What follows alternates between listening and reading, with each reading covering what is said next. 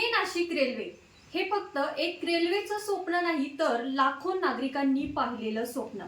गेल्या अनेक वर्षांपासून मनात जपलेलं एक स्वप्न पुणे आणि नाशिक ही दोन मोठी शहरं जोडली गेली तर या दोन्ही शहरांना नक्कीच मोठा फायदा होईल।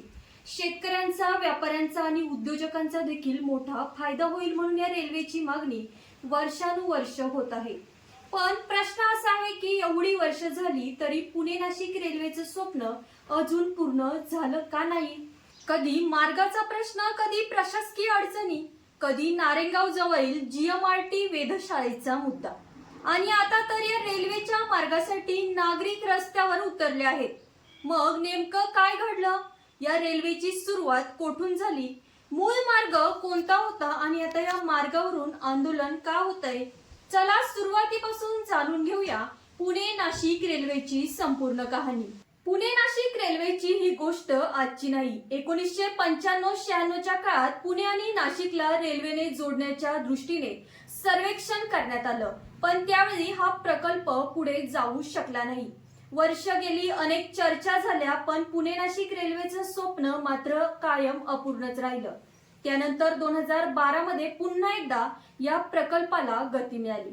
नवीन रेल्वे मार्गाचा प्रस्ताव पुढे आला आणि या भागातील नागरिकांच्या आशा पुन्हा एकदा जाग्या झाल्या। यानंतर सर्वेक्षण, मार्ग निश्चिती आणि प्रशासकीय प्रक्रिया सुरू झाली।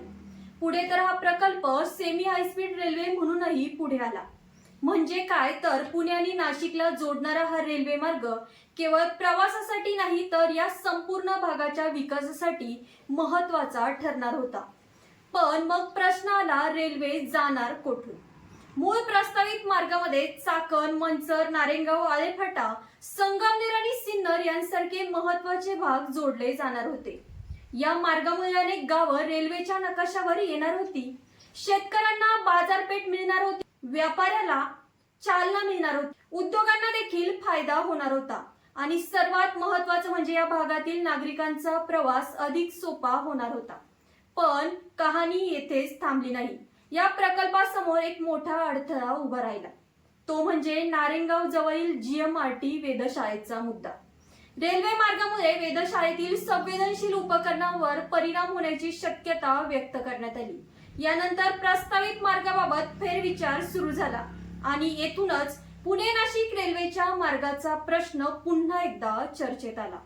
आता या मार्गावरून नागरिकांमध्ये नाराजी वाढू लागली। मूळ प्रस्तावित मार्ग बदलण्याच्या चर्चेच्या पार्श्वभूमीवर ठिकठिकाणी जनआंदोलन उभं राहू लागलं।